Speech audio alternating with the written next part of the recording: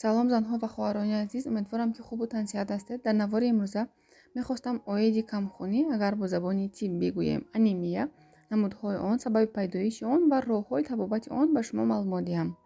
Сабаби оне ки навор бениҳоят дар розу бемаъне нашавад, навори имрӯзаро мо ба ду қисм ҷудо мекунем. Дар навори имрӯза танҳо оиди камхунӣ худаш, намудҳои камхунӣ, нишонаҳои камхунӣ ва роҳҳои табобат. Дар навори оянда бошад камхунӣ ва ҳомиладорӣ. оё камхунӣ ба ҳомиладорӣ зарар мерасонад ё ин ки не? Табобати камхунӣ дар вақти ҳомиладорӣ ва тифле ки модар камхун буд чӣ гуна таваллуд мешавад ва оё камхунӣ ба тифл мегузарад ё не? маълумот медиҳем. хуни инсон аз 4 моддаи асосӣ, яъне аз 4 ҳуҷайраҳои асосӣ иборат мебошад. Якум ин эритроситҳо, ҳуҷайраҳои сурхи хун мебошад ки каму зиёд шудани он маҳз боиси камхунӣ мешавад. Лейкоцитҳо, агар ки дар организм ягон хел илтиҳоб пайдо шавад, яъне воспалительный процесс пайдо шавад, лейкоцитҳо метавонанд ки каму зиёд шавад. Сеюм ин тромботитҳо барои ғафсу тунук шудани хун роли калонро иҷро мекунад ва плазма, ин қисми обии хун мебошад. дар занҳо нисбат ба мардҳо камхунӣ бисёртар дида мешавад. агар ки миқдори хун дар организми инсон, дар мардҳо хусусан аз 140 грамм на литр кам бошад, дар мардҳо камхунӣ мушоҳида мешавад. дар занҳо бошад аз 120 ё ин ки 115 кам. дар кӯдакҳо бошад вобаста ба сину солашон бо формулаҳои махсус онро ҳисоб мекунанд. сабабҳои камхунӣ бениҳоят зиёд мебошанд. сабаби якум ин хунравӣ. Хунравӣ новобаста аз кадом узв. хунравӣ мешавад аз узвҳои ҳозима, яъне аз меъда, аз рӯда, ё ин ки ҳангоме ки инсон бемории бавосир дорад, дар худамон мегӯянд геморрой дорад, дар он вақт хунравӣ дида шавад, метавонад ки камхунӣ мушоҳида шавад. дуюм хунравӣ аз узвҳои занона, хусусан аз бачадон. хунравӣ ҳангоме ки дар зан миёмаи бачадон дида мешавад, полипи бачадон дида мешавад, ё ин ки эндометриоз, аденомиоз дида мешавад, дар он ҳолат метавонад ҳолатҳое шавад ки хунравӣ бениҳоят зиёд шавад. дар ин маврид низ камхунӣ дар занҳо дида мешавад.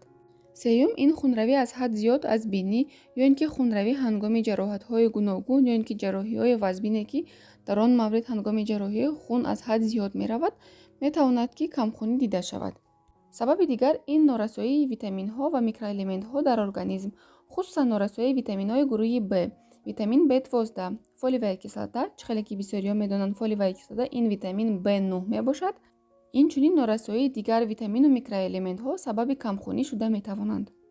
сабаби дигар ин намуди гуногуни диетаҳо. шахсоне ки вазни зиёдатӣ доранд мехоҳанд ки дар муддати кӯтоҳ худро хароб кунанд, хӯрокҳоро сари вақт намехӯранд, аз моддаҳои даркорӣ истифода намебаранд, витаминҳои заруриро истифода намебаранд, дар онҳо камхунӣ дида мешавад. инчунин шахсоне ки мехоҳанд ки дар муддати кӯтоҳ хароб шаванд, аз дороҳои зиёди харобкунанда истифода мебаранд, дар онҳо низ дар баъзе ҳолатҳо камхунӣ дида мешавад. сабаби дигар ин бемориҳои саратонӣ. ҳама гуна бемориҳои саратонӣ, хусусан саратони устухон, метавонад ки камхуниро ба вуҷуд биёрад, чунки онҳо истеҳсоли хунро вайрон мекунанд.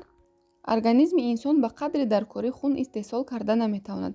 дар онҳо бошад, дар шахсоне ки ба бемории саратон гирифтор шуданд, камхунӣ бениҳоят вазнин мушоҳида мешавад.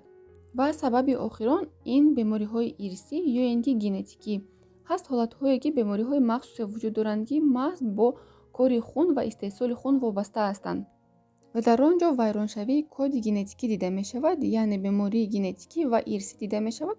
дар он ҳолат низ дар чунин инсонҳо камхунӣ мушоҳида мешавад. нишонаҳои камхунӣ кадомҳоянд? нишонаҳои камхунӣ ба монанди сабабҳои камхунӣ бениҳоят зиёд мебошанд ва дар марҳилаҳои аввал, вақте ки организми инсон ба қувват аст, инсон ҳатто ҳис намекунад ки ба бемории камхунӣ гирифтор шудааст.